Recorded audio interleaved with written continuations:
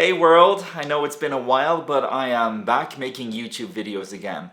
So I think it's safe to say that it is way past my time for me to start doing some more animal rights related videos again. So for those of you who don't know, I have been vegan for approximately 3.5 years. Coming up in October will be my 4-year vegan anniversary, which is pretty exciting. And I'm staying vegan for the animals because I love animals. I think they are very overlooked. They are a lot more intelligent than we give them credit for. And honestly, they're just so gosh darn adorable and cute.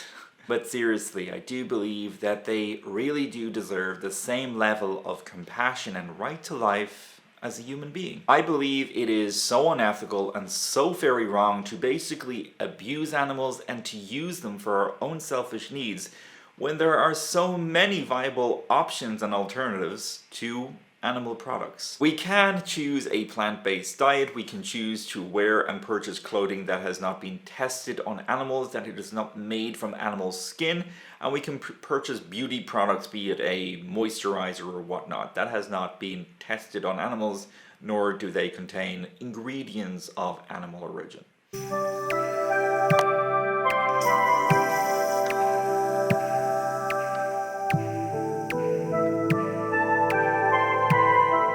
And if you'd like to know more about ethical grooming products, you can check out a video on my main channel, which is entitled How I Groom in a Day as a Vegan. So what I'm going to try to do is explain some of the ways some of these sentient beings are mistreated. For what it's worth, I don't mean that as a judgment. I really do understand the ideology of giving up animal products and giving up the foods that a lot of people are used to eating day in and day out. I do understand that the sacrifice of that prospect, of that ideology, is a pretty difficult thing for a lot of people to grasp. Honestly, I get it. I certainly didn't become vegan overnight. I was vegetarian first for a year and then I transitioned into veganism.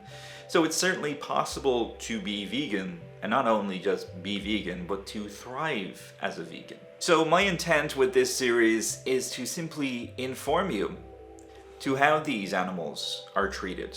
So I would ask you to simply think about the points that I'm raising today and the points that I'm going to make in the upcoming videos following this video. And I would also ask you to stop and think what this might mean for the animals of our world. I'm not going to be this militant vegan, at least I aim not to be a militant vegan, demanding that you make an entire life change overnight and have unrealistic expectations of others.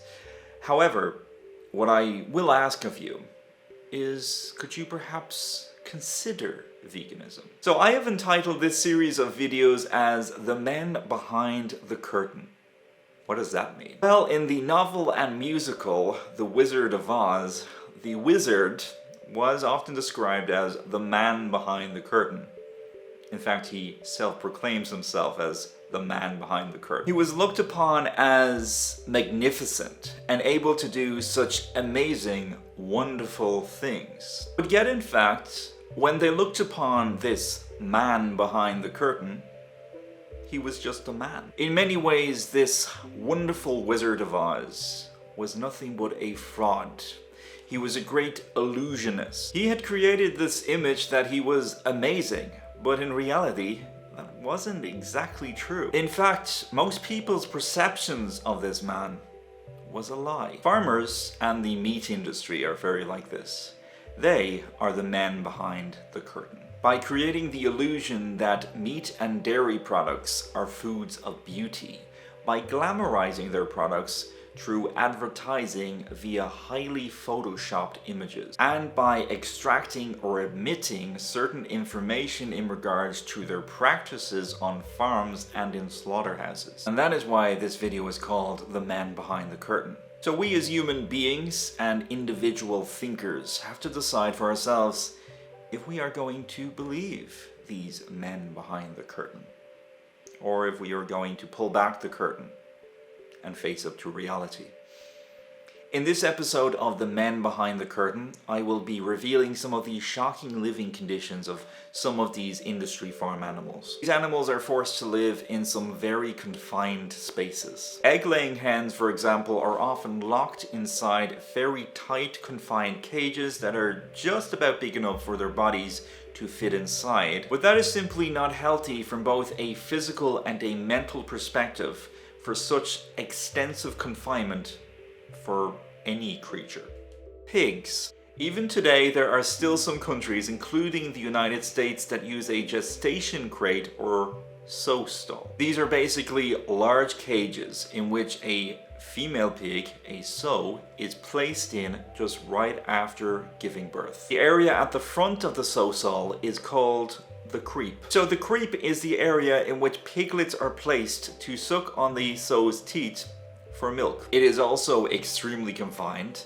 The piglets can only move forwards and backwards, never from side to side, so if the sow moves from the lying position, she can basically fall and damage the piglets or even kill them. This isn't uncommon, and the stall doesn't exactly make it easy for the sow to lie down comfortably. Chickens. When it comes to chickens, however, it gets worse, especially when taking factory farms into consideration. So the amount of poor living conditions these animals go through is simply not comparable. This ranges from restrictive confinement, medical procedures performed without painkillers, and the prevention of socializing with other chickens. These are only some of the factors which have made farm life for chickens unbearable. Another inhumane practice inflicted upon chickens is forced molting. So molting, for those of you who don't know, is a process where the chickens would shed their feathers. Obviously, this has been done at a much earlier stage than it is natural for the chicken to do so. Well, forced molting is a practice that usually involves layer hens. The idea is that if you force these chickens to molt earlier, they are going to eventually produce more eggs or larger eggs.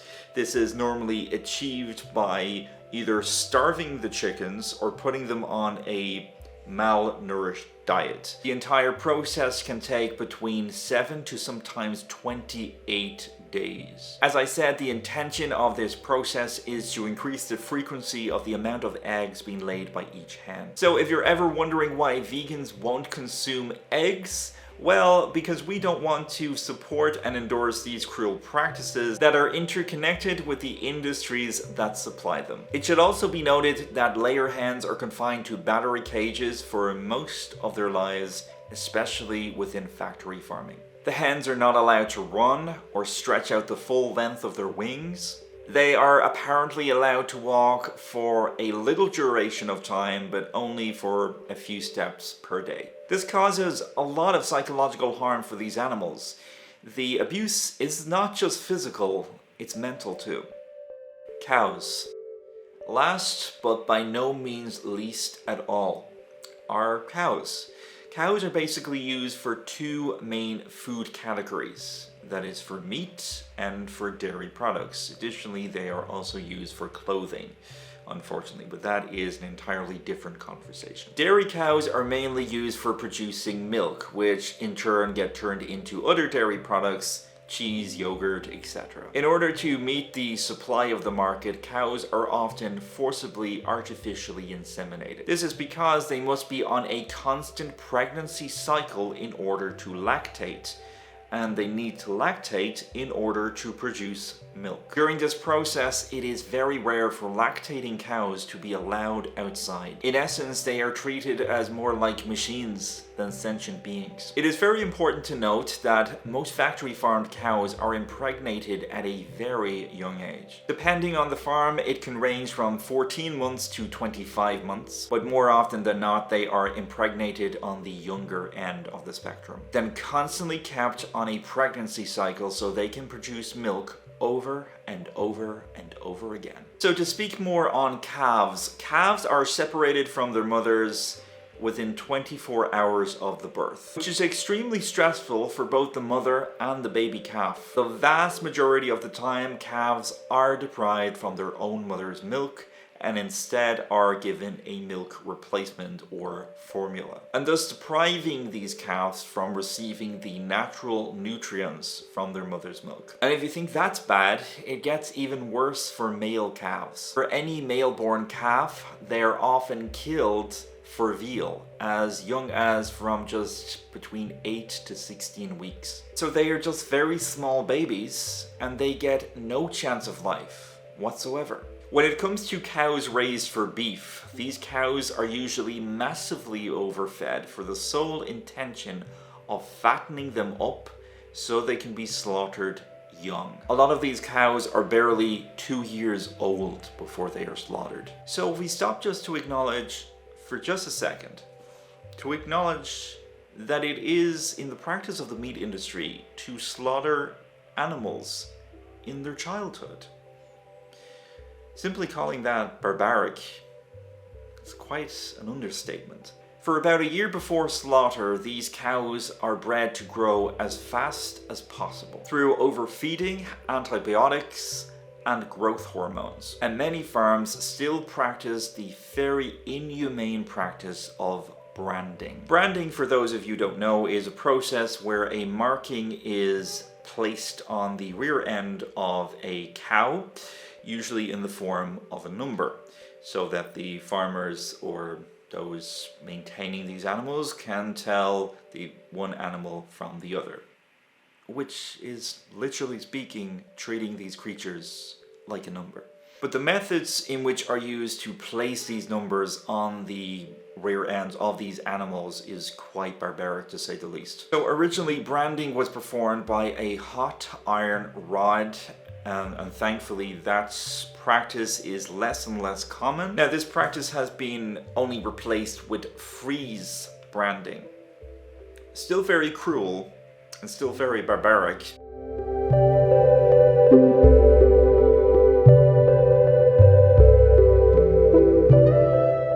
Cows are also dehorned, which is obviously a very painful procedure, along with castration. So this whole ordeal usually takes about a year. After that time, they are then sent to feedlots to be fattened up, along with being sent to very small and very overcrowded pens, where they basically have to stand in their own feces and other forms of waste until they are ultimately slaughtered for food. So this is pretty much a summary of only some of the ways some of the factory farmed animals have to live. Unfortunately, I didn't get around to talking about goats and sheep, whom are treated just as cruelly and live in conditions that are just as inhumane. For example, there have been numerous reports of over-aggressive methods of shearing sheep. And in some cases, some of these animals being physically assaulted, such as being kicked by farmers. So I am compelled to ask, does that sound ethical to you?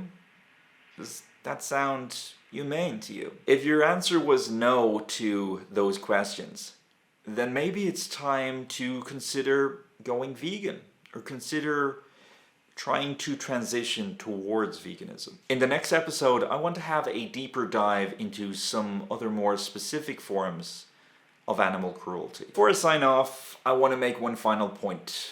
The most important thing that we should all acknowledge about being vegan is that being vegan is not about perfectionism, but embracing the highest form of ethics we can practically accomplish to the best of our abilities. Thank you for watching. Until next time, freedom, peace, and love.